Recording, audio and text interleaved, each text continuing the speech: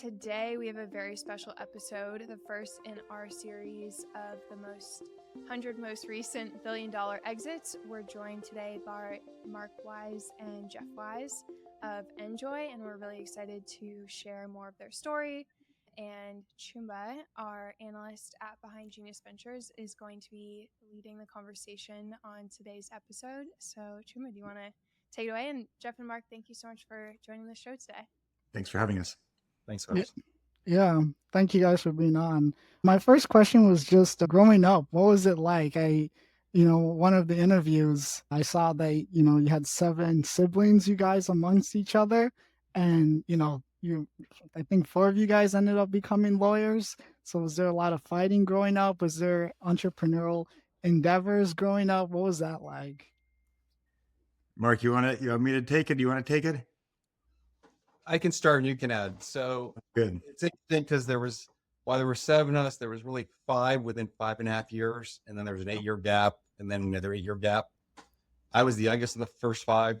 Jeff was the 3rd oldest. We had 2 older sisters and another brother in between. And so it was interesting was that we didn't really fight that much. Our father was a patent attorney and stuff. Our mom was a lawyer, became an immigration judge and stuff. And so they preached education to us, but we were also athletes, all 3 of us. The boys all played tennis, played it all the way through juniors. I think Jeff played 1 year of college tennis, and Farley and I played 4 years of college tennis and played a year on the pro tour and stuff. And then all 3 of us ended up going to law school. Jeff's 3 years older than me. And then eventually we all started working for my father, who started the pad firm, and so that's sort of our journey to that. But there really wasn't that much, right? Probably normal fighting and stuff. Yeah, not extraordinary. Yeah, no, I think we actually were a pretty tight-knit group. And to Mark's point, it was the first 5 and then 2 much later. Our mom had at least 1 child every decade from the 50s to the 80s. Number 1 was born in 59 and number 7 was born in 81. So it was definitely exciting to grow up in a big family. And I think our dad was the one who instilled in us a love of inventions and a love of entrepreneurship. He actually had been a managing patent attorney at IBM, left to join a startup. And I think it was something that it was an experience he always cherished. And I think kind of gave that bug to us as well. Okay.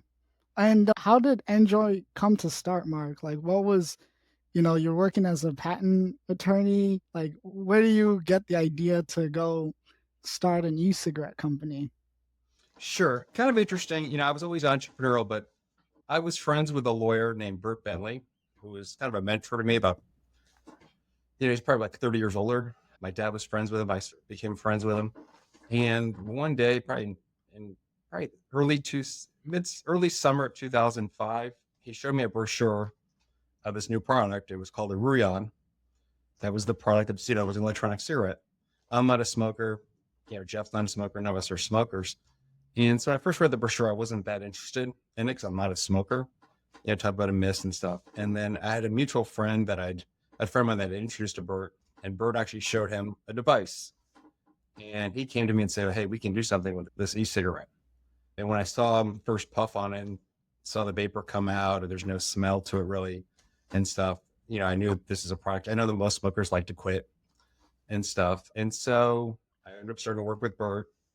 We ended up forming a corporation, and we were trying to get the rights. Bert had a client that said he'd get the rights for Ruyan. Ruyan was a company founded by Han Lick.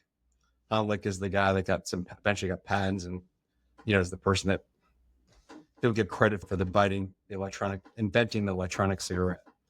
And so we were supposed to be able to get the contract, and for origins being North America, I think even South America, they finally narrowed it down to the U.S. only.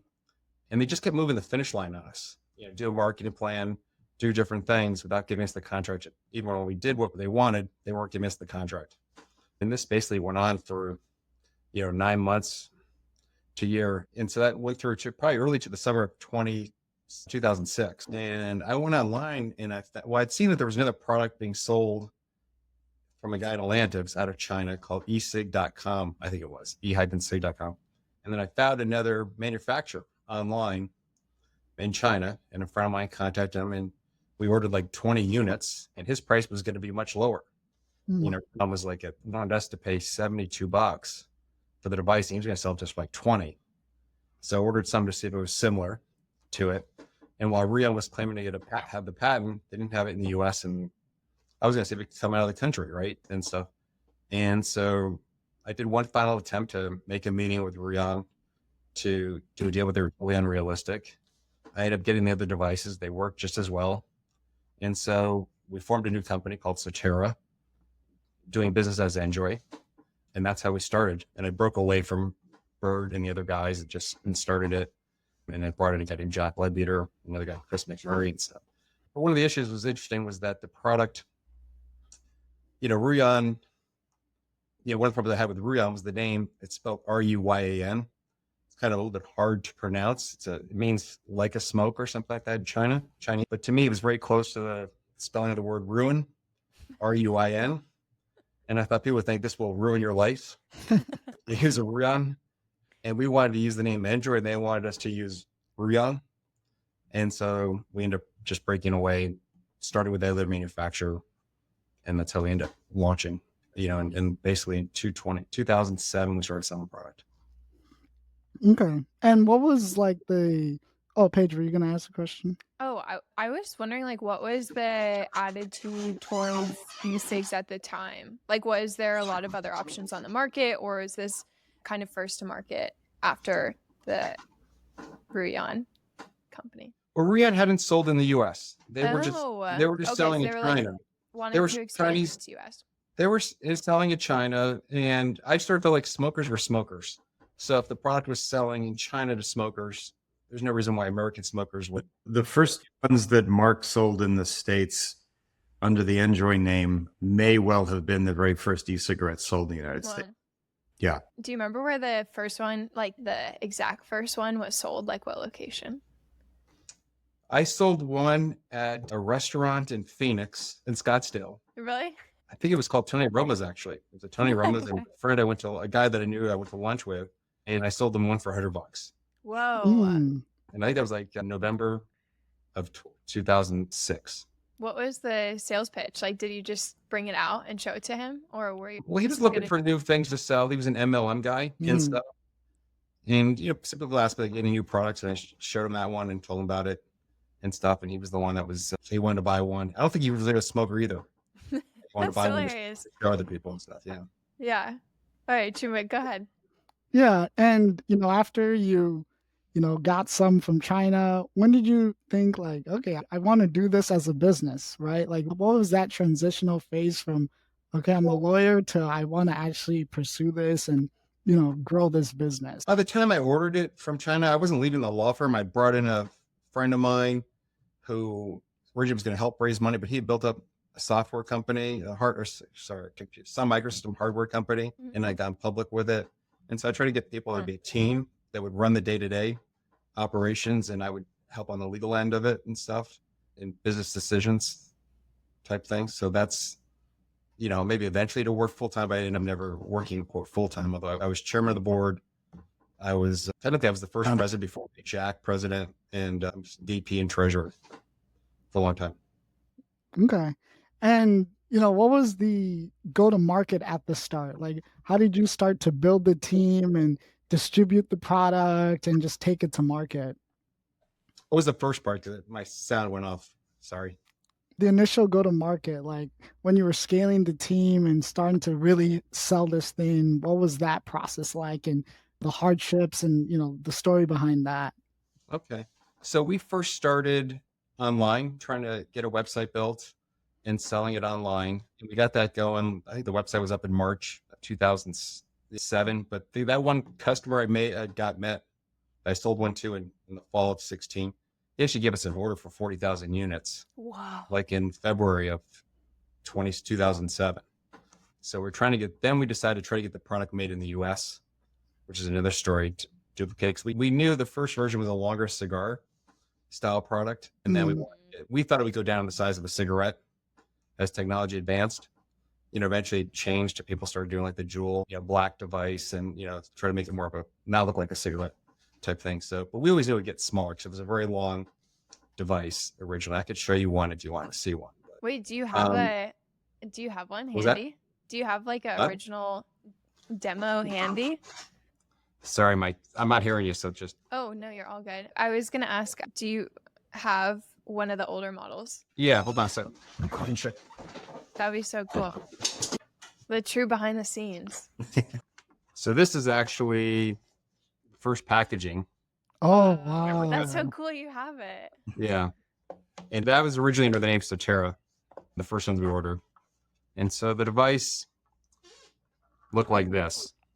So it kind of looked like more like a cigar. And you would unscrew this. There was a light at the end. And you would unscrew, there was a battery. Yep. It looked like a AAA, but it's actually like 3.6 volts. And this is an exchangeable cartridge that would unscrew. And there's, nicotine in here. Could be, at the time they were selling with 18 milligrams. There's also a 12 milligram and a 6 milligram version. But the Chinese weren't very consistent. So a 6 milligram might have had 20, and 18 might have had 4. They didn't. Like a little Russian roulette of nicotine. Yeah. And so when I was dealing with Ruyan in 2006, they actually had a longer version that looked like this, a little more slimmed down. It'll look more like a Virginia Slims type device. So we already knew the device was going to get smaller and smaller.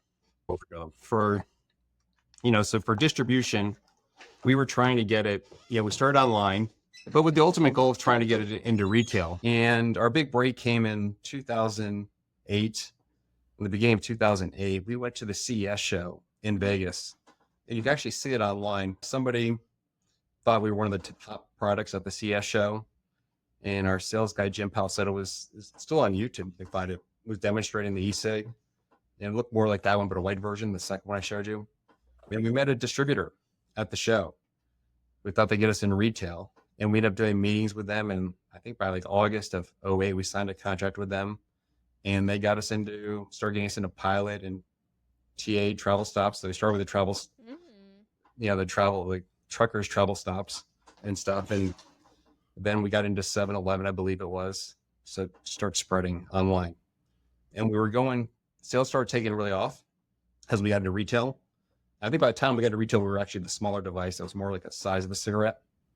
And things were cooking until, sales had gone up like almost tenfold from 2007 to 2008. And I think we did like 3 million roughly in 2008. And the first 3 months of 2009, we did like 5 million in sales. Wow. And we would have been on target to do 50 to 70 million in sales. And then in April, the FDA stopped our shipments and tried to claim we were an illegal product. Yeah. It stopped we had a fair ways to get the product in. Okay. When did Craig get involved at this point? Because I know he was like the CEO of the company. When did he get involved? Craig got involved beginning in June of 2010. Okay. Same time that I went on the board. And Craig became CEO a few months after that, I think in late 2010.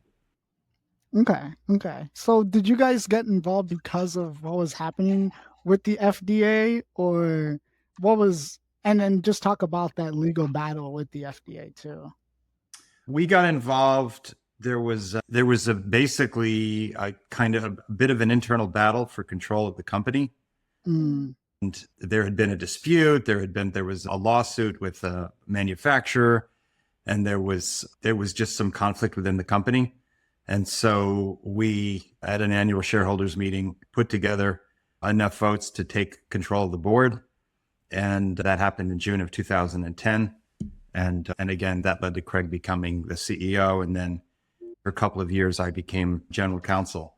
At the time of the takeover, NJOY had already secured a preliminary injunction in district court litigation in Washington, D.C. in its favor, but the case was up on appeal.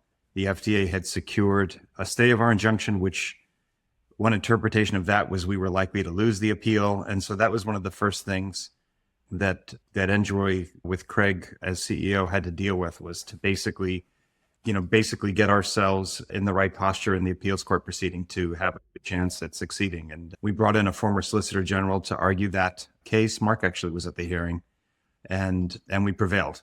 And so that really saved NJOY from being put out of business, and also created an entire industry, because after that case, the entire industry could operate legally. And then there was a path for regulation ultimately by FDA under the Tobacco Control Act based on the legal theory that we had put forward in that case. Mark, what was it like being in the room that day? Did you feel like it was like, did you feel the gravity of the situation? Yeah, we knew the case was, it was, you know, the life of the company was either over or going forward. Our product was basically stopped from importing. We did get some product in, there was a way around it, but not on big quantities. But we knew this was the, you know, the life of the company. Yeah, the interesting part about the appeal was a couple of things. Three judges that heard the argument, the guy that wrote the opinion was Stephen Williams, but the other two judges were, one was Merrick Garland, who ended up becoming Attorney General, and the third was Brett Kavanaugh, who ended up becoming Supreme Court Justice. Based on the questions that were asked at the hearing, I was very confident we were going to win 3-0. Our lawyers thought it would be 2-1. They actually thought Garland would vote against us. I thought Garland would vote with us. The Justice Department lawyer, the judges were laughing at the Justice Department lawyer. Really? Because they kept, during the argument, she kept saying, this is illegal. You know, we shut down companies and stuff. And there was, I think, a company called like Nico Water that was selling nicotine water. And they were selling it like at convenience stores, you know, where you would find the beer and stuff, you know, not behind the counter. And they had basically sent a cease and desist, and the company had ceased selling the product. And the judges are like, okay, but that company just voluntarily shut down your cease and desist. You don't win in court. Like, give us another case. And she would go, yeah, I can give you another case. I go, great. And then she'd keep coming back to that case, like in a thing. And the judges finally started laughing at her. Like, okay, we know about that, but let's give us another case. And literally, at least twice, she kept trying to come back to it. At first, instead of saying, no, there is no other case, she kept trying to say there was another case. So now, after we won, so the hearing, I think, was in September. The ruling came down actually on December 7th of 2011, which is, you know, Pearl Harbor Day. But there was still now another waiting period. The FDA could have appealed, you know, to the Supreme Court, petition for certiorari to the Supreme Court. So we had to wait out that period to see if they would appeal. Our lawyers had told me that, hey, if we win at the Court of Appeals, one of the advantages, Jeff mentioned that we got this former Solicitor General. He got hired for NJOY, that was at Latham. And his opinion was, I was the former Solicitor General, he told us. And basically, one of the reasons why some lawyers have these great winning records is they only take cases that they can't lose. Yeah. And so he's like, as a Solicitor General, you're not going to take a case. They need the Solicitor General to sign off to appeal the Supreme Court. And if they've lost at the District Court and the Court of Appeals, he's not signing off. So they won't file the appeal because he's not going to take the case. So that's sort of why he's kind of hit me then that some of these guys have these great records, you know, they claim they always win. It's almost like a personal injury lawyer that claims he never loses a case. Well, the accident already happened, just the issues, the damages, Yeah. and stuff. So I guess I was pretty confident we had a green light after we won the case, but there's always some nervousness that could appeal and the process would go on. Wow. So you find out that you win. What was your first order of business after winning the FDA case? Our business was really to start to grow because it allowed the company to start importing products again, to start expanding distribution, and really removed, no pun intended, but removed a cloud that had been hanging over, you know, the company, but the entire industry in terms of its legal status. So once that was cleared away, the company could focus on growth.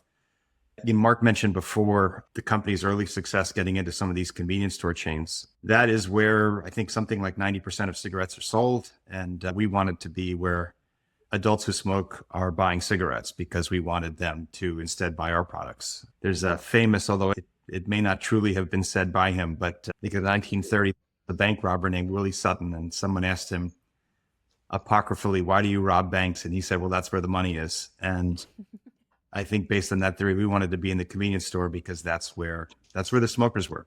And so that strategy that Mark essentially launched at the beginning of the company, we built on and expanded substantially, got into the major convenience store distributors, got into, I think at one point, perhaps 16 of the top 20 convenience store chains. So we were in all 50 states. We were in all of the major places where cigarettes were being sold. And that's what really, I think, started to put the company on the map in a very serious way. Yeah, let me just add, I want to add something back to the Court of Appeals thing. Yeah. You know, not only do we have the one part that was unfair about it is the FDA had actually seized like about $500,000 worth of our product during the case. And while we got the product back after the case was over, the batteries and the devices dissipate. So we ended up having to toss. We lost $500,000 worth of the product. We also probably spent like $1.5 million fighting the FDA. In fact, when we won at the Court of Appeals, there were other companies, some small companies that were public. They actually just issued press releases as if they won the case. They didn't mention NJOY. So while we were fighting the battle and having products stop, other companies were able to invest in the brands and start up. And almost everybody basically started up as a result of us.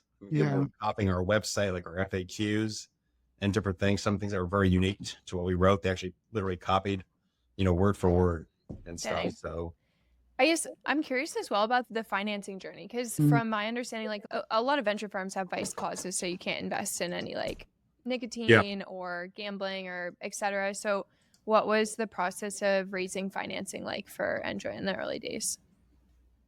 In the very early days, Mark basically oversaw the process of soliciting investment from essentially high net worth individuals in the Phoenix area.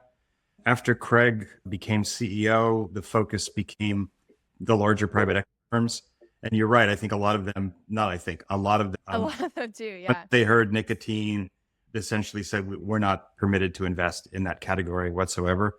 But there were increasing numbers that were willing to do that. And the first big success was with the firm called Catterton.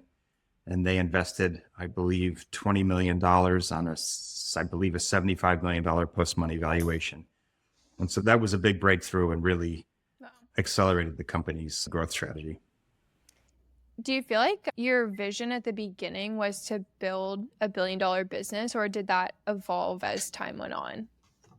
It actually, Craig believed almost from the beginning that this could become $1 billion business. To the point that Mark was making earlier, that the trajectory of the technology development seemed to be in the direction of approaching the size, the appearance of a traditional cigarette.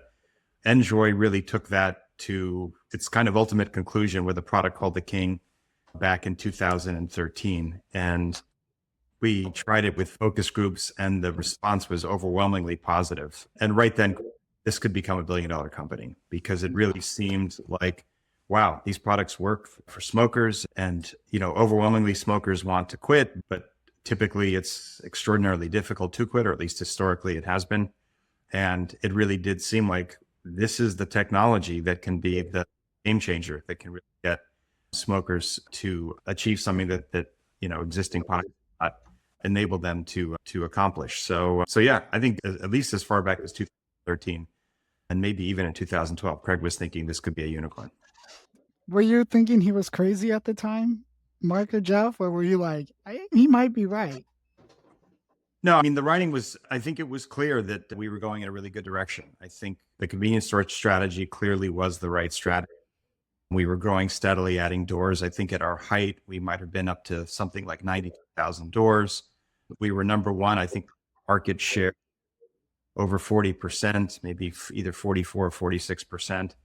So everything was going in a very strong direction. So yeah, no, it seemed quite possible. And in fact, we did hit a unicorn valuation, I believe, in 2013, if I'm not mistaken. Yeah. You were doing hundreds of millions in revenue at that point, correct? I wouldn't say hundreds, actually. I think we got maybe a little over 100 or right up close to 100, but we were still growing. But yeah, we had that nice sort of hockey stick kind of trajectory, but weren't in the hundreds. Got it. Chinwuba, you want to continue on? Yeah. So then after you win the case, you guys are growing, between 2011 and 2014. When did things start to get challenging that then led to the bankruptcy? Was it from competitors? Was it because you guys were more of the cigarette form and they were all turning into the vape form?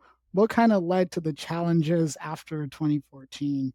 We had a thesis starting in probably 2012, maybe even in 2011, which was that the product that would win in the marketplace would be a disposable product that most nearly replicated the cigarette. Because the idea was these are products for adults who smoke, who want to quit, And we want to give them the most familiar pathway for doing that, a product that looks, feels, and is experienced just like a traditional cigarette. The phrase that we used to use was, we want smokers to have a short bridge to familiarity. And so we went all in on that. The only flavors that we had for our products were tobacco and menthol, because those are cigarette flavors. And we just wanted to make this as closely as possible to replicate the cigarette smoking experience. And we were slow to recognize that a couple of things. One, smokers actually liked flavors because it moved them further from the precise flavor experience of smoking a cigarette. It made them less likely to want to return. And smokers did not want to be seen as smoking. Somebody using our 2013 King product actually looked like they were using a cigarette, and they would get the same kind of contemptuous, dirty looks that a real smoker would be getting. So we did start to pivot in 2014 toward flavors, toward different form factors, but we were late to that game. And at the same time, we were also trying to solve a nicotine delivery issue, which was that when a smoker takes a puff of a cigarette, they're getting nicotine to the brain in something like 7 seconds. So the satisfaction is the craving relief is almost immediate. And with things like gums, you're talking about something on the order of minutes, maybe 5 minutes before they're getting relief. And the early e-cigarettes were certainly faster than gums, but they weren't nearly as fast as a combustion cigarette. And we felt that was a problem that we needed to solve. We solved it with something called a nicotine salt in 2014, but that first version of it that we released, it was not a successful product at all. And we just hadn't properly engineered it. The flavor was not appealing. And we had a significant inventory of that product because we really had high hopes for it. So kind of the combination of being slow to pivot to flavor, slow to pivot to different form factors, and the failure of a high profile launch, I think all of those things combined to push us kind of to the brink. And so we rapidly downsized from, I think, a total of about 160 employees down to 15, and then filed for bankruptcy in September of 2016. Wow. And for that, Jeff, wouldn't you also add that the California and the Attorney General's, some of that didn't help us as well, dealing with those issues? A factor in the bankruptcy. I mean, that was a nuisance, but I think the bankruptcy really was a result of, we just lost so much market share because we really just didn't have the right products for the market. We were starting to figure it out. And we were the first to market with the nicotine salt. We were figuring out flavors. We were figuring out different form factors, but we were playing catch up. And the failure of that first nicotine salt product, with all that we had invested in it, really kind of sealed our fate in terms of being able to stay out of bankruptcy and kind of pull ourselves back closer to the number one position. And so we really, in the end, had no choice. Yeah. I just had a clarifying point. In 2013, I think there was a reported like $75 million round of investment. So this was like right before that period. And I think it was like 10 million from Sean Parker, 5 million from Peter Thiel. Like, what was the process of that financing like? Because it sounds like that was a crucial like pivot point right before. And there was like a lot of hypotheses that had to be tested with that round of funding. Yeah, I think Craig had tremendous success with a number of blue chip investors. After the Catterton investment, there were Sean, Peter Thiel, I believe Morgan Stanley became an investor. Homewood became an investor. Bain Capital, and Fidelity. It's actually Fidelity's first private investment was actually in NJOY. Whoa. I think in 2014. Wow. So there were two separate, like 70, 75 million rounds. I think the Peter Thiel one came in at, was that like a $400 million valuation? And the Bain Capital one, Fidelity, was like at $1 billion valuation. And it was Brookside, but they're connected to Bain somehow. But yeah, so I think in all, Craig might have raised something on the order of $200 million over a several year period. And, all of that really supercharged us. But I think part of our challenge was the flip side of escalating valuations leading to a unicorn status. All of that's great while the numbers are going up. But once the numbers start to go in the reverse direction and you need to do a down round, that becomes extraordinarily complicated because existing investors have rights and can effectively veto new money coming in if they don't like the term. Digging out of that was just something that we could not could not do without the bankruptcy process. Oh, dang. So I'm like, my assumption is that like some of the control provisions made it very challenging to like, even like you said, like raise the down round, and you had to declare bankruptcy to be able to move the company forward. Correct. Without. Wow. To clean up all Yeah, of the... I don't think at like 150% they were guaranteed based on what they invested before the shareholders would get money. Each of those groups that came in. So why Craig raised 200 million, it might have been 350 million. The still price had to be above that before the original shareholders or any of the shareholders we brought in before that got shared in the sale of the company. Joey, you want to take, I think you have some great questions on the bankruptcy and reset period of the company. Yeah. I mean, a question I did have was, Jeff, when, this is going on with the business and you guys are trying to figure things out and it's just not looking like it's going to go that way, like, what are you feeling as that's happening? Like, your business, like falling away from you right under your feet. Like, what was that like emotionally? I never lost enthusiasm for Mark's initial idea. I always believed throughout this process that electronic nicotine was going to be, at least for the near term, the future for consumption of nicotine by people who couldn't quit all use of nicotine. I always thought that Mark's idea was a powerful idea and that it would, I didn't rule out the possibility that someday there might be an even better idea or there might be other options, but the idea that adults would stay with combustion cigarettes, given how lethal they are, when these alternatives were available over time, I was convinced that was a great strategy. It was a great idea and it would work. It was frustrating that we had gone from being number one. I think we were down to like fifth in the market. We were in decline and there was sort of no clear sign that we would be able to dig our way out, but I wanted to see us dig our way out and I never gave up hope. And I always enjoyed it. Honestly, I love people and I loved the policy issues and I loved what we were trying to accomplish. I mean, I felt like what we were doing, we were involved in life-saving activity. That it was always interesting because I think the point that you had made earlier that, there are funds that would tell us, hey, this is nicotine, we won't touch it. And yet what we were doing was so profoundly important from a public health point of view. There's this amazing statistic that we used to hear all the time when I first started, when Mark founded the company, or Mark founded it a few years earlier, but that 1 billion people are projected to die in the 21st century from smoking-related causes if present trends continue. And that's the prize that we were playing for, which was to change those trends and to save those lives. And so I always felt like it was incredibly important work, probably the most important thing I'll ever be part of. And I wanted to see it through. I wanted to see it succeed. And Mark and another brother, Farley, were better tennis players than me, but I think from tennis, we did develop this sense that you got to keep fighting. You can lose the first set and come back and win the second and the third. And you just, as long as you believe, you can hopefully find a way to stay in the game. Yeah. And that kind of brings me to the reemergence of NJOY coming out of bankruptcy. What was that process like when, somebody wanted to acquire it? I think the original company, just talk about that process. Basically, I mean, my job, I was interim president through the bankruptcy process. By then, I was basically the only remaining C-suite executive at the company.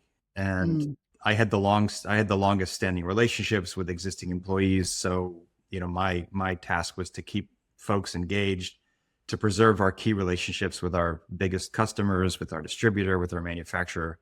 And then when we came out, of course, the company, the folks that purchased NJOY as a going concern out of the bankruptcy, they put in their own CEO, and I was able to return to my former position as general counsel. So it was super exciting to kind of get a fresh start.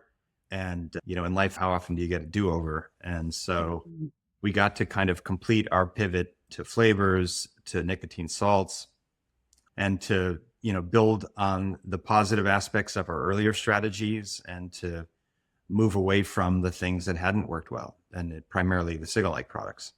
So it was amazing. It was amazing to have a fresh start and to have an opportunity to return to relevance. In 2018, I believe we started to climb back up. We became number 4, then we became number 3, and then briefly we were actually number 2. So from having been number 5 and perhaps trending even lower, that was a wonderful change. And We were valued, I believe, at $30 million coming out of the bankruptcy after having been a unicorn.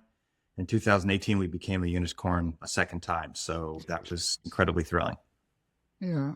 Mark, what was your, you've seen all this going from a company you had started to then going bankrupt and then seeing the new reemergence. What was it like for you?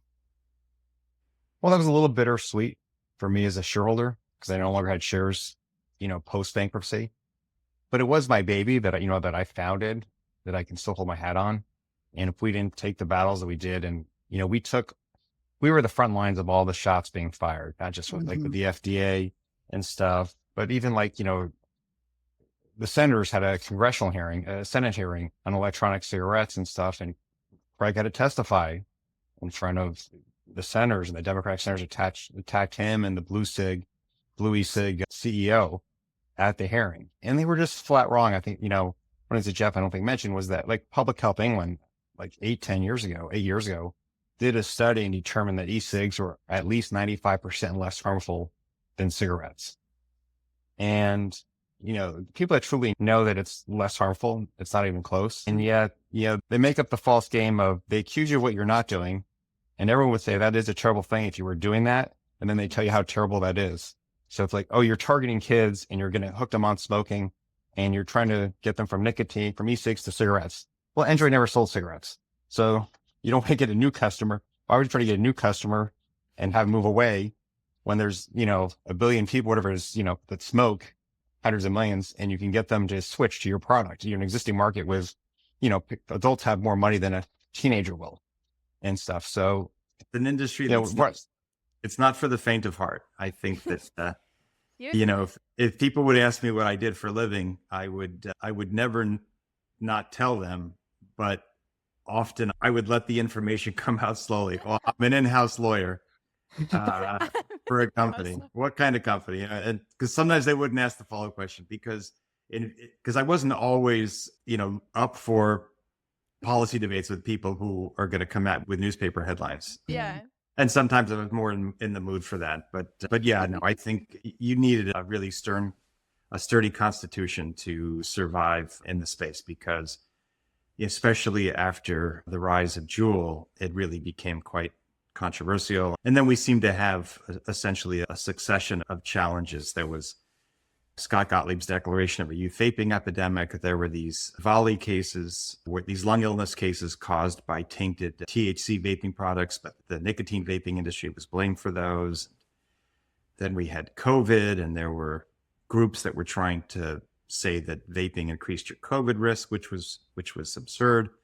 And then we had the whole FDA process to get our authorizations. And I think that was where our strategy of really keeping our North Star being that we need to be the most responsible company. We need to be compliance oriented. We need to be pro-regulation, because we always saw regulation as key to generating confidence for the products on the part both of the adults who smoke and their healthcare practitioners.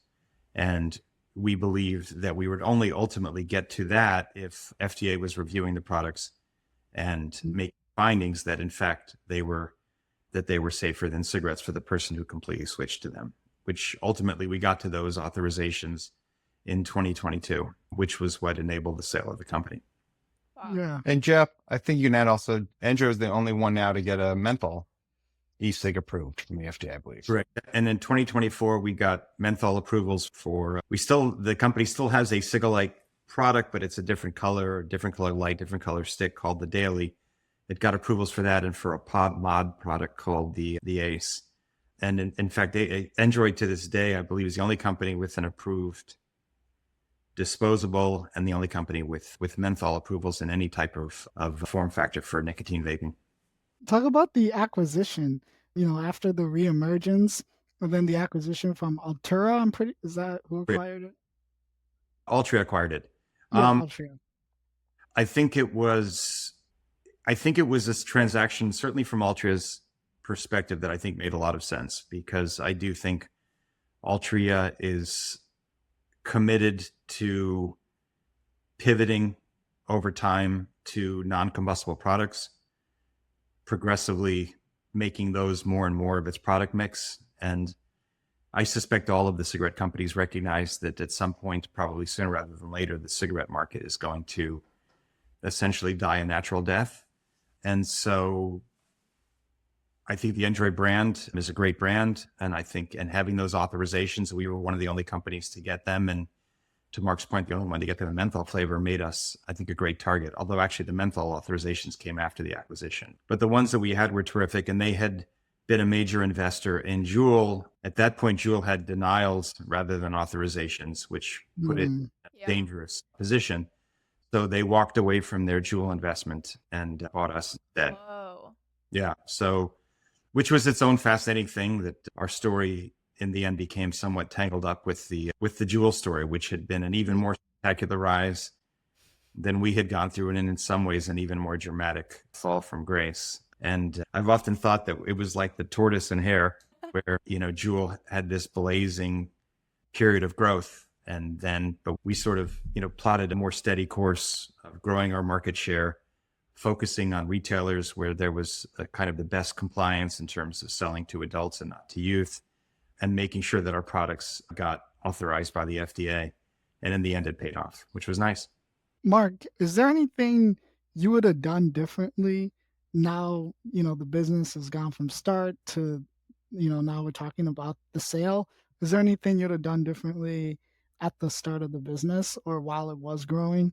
I wouldn't have gone to this one manufacturer we tried to go to and we got stuck in a litigation with that cost a lot of money and time. We didn't go into that, but it's a separate issue. But, it was, I think if the company had... Wait, Mark, you're cutting out with sound.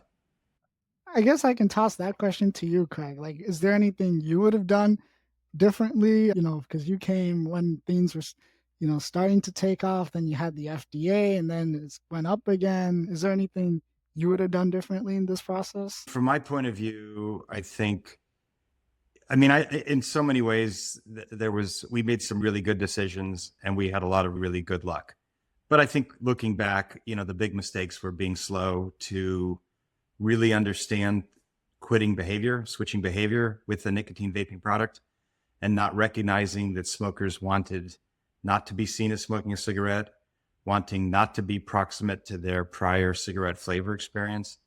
Other companies figured that out faster than we did. It would have been great if we had figured it out at the same speed, and we could have pivoted much more quickly. I think that was the most glaring thing that, hindsight is 2020, but if we could change that, we might never have had the bankruptcy and might have been able to kind of stabilize and then regain market share without having to go through that process. I think that's the single biggest one. Paige, sorry. Yeah, I think one of the things that I'm always curious about are what would you say the biggest lessons that you took from the experience of building a company to this scale were, and how did that, affect your life after? I think for me, and I don't know that I'll ever find an opportunity quite like this one again. I think what Mark put in motion was just extraordinary. I used to say that, it was a company and a cause, and I loved being part of it. I loved being part of that journey. I think it was important. I think we did great things. I think we did historic things, beginning with that FDA litigation. And Mark had been the one to oversee the first stages of that, our first success at the district court level. I loved being part of a team. I loved working with people who were also super motivated. I think that was just great. My advice to folks is, if you have the ability to do it, I think the startup life is a great life. It's chaotic and you may end up wearing different hats. Over time, I was general counsel, I was interim president, and then my final position was chief engagement officer, which was, basically dealing with all of the policy issues around tobacco, nicotine, and all of the rest. And you have to be prepared to wear different hats, and that's okay. And I think that's kind of fun. And just working with highly motivated people who typically were much younger than me. I love the energy. I love the enthusiasm. It was fun. I don't know that I had too many bad days there, even with all of the wins and all the challenges. It was always exciting. It's a lifestyle that I definitely recommend. Years ago, I saw a famous podcast by Daniel Pink, and he's talking about what it takes to motivate an employee. And he says, you need three things: autonomy, mastery, and purpose. Autonomy, nobody wants to be micromanaged. We want to be trusted to do our jobs well. Mastery, we want to feel like we're becoming truly proficient at a particular thing. And then purpose, we want to feel like it matters. And interestingly, of course, compensation is not one of the three. The only requirement there is that it be sufficient, it be fair. Because otherwise, if people are not being fairly compensated, that will become a source of frustration to them. But once you get past that, those are the three things that you really need. And I felt like at NJOY, I had those in spades. And that was pretty amazing. Wow. Mark, do you have anything to add to that? Okay. So I would say one thing I would say about the Jeff part of it is, I think on the companies, you gotta be flexible. Like we're in the C-store, tunnel vision of cigarette version. And you gotta be aware of what the thing, and all these vape shops started popping up. And people that started with the cigarette type product started moving on to the flavors and the liquid bottles and stuff. And you got to be flexible to change and not just sort of be focused on one product and be headstrong that we're going to make this work. You can sell multiple products. I think Apple for a while was the iPhone was just, we're just gonna have one size iPhone. We just think it should be handheld. And the bigger screens started coming out. Part of big tobacco trying to get people onto cigarettes. And they fought us like crazy, and I thought the Republicans would be against us, and they were the ones, supported us, in the fight. So that was surprising. But you also, you have these, the lawsuits with the FDA stopping imports, and that was a little bit, that lasted for a while. It was quite expensive and stuff. That was hard to, even though I thought we'd have a battle with them, they still didn't quit. Like in essence, after we won, they started this August 8th of 16 date. And now they've tried to backdoor, banning a lot of products out there and stuff. So you gotta be flexible and be able to change on a dime if you need to and not be stuck in your ways. Wow.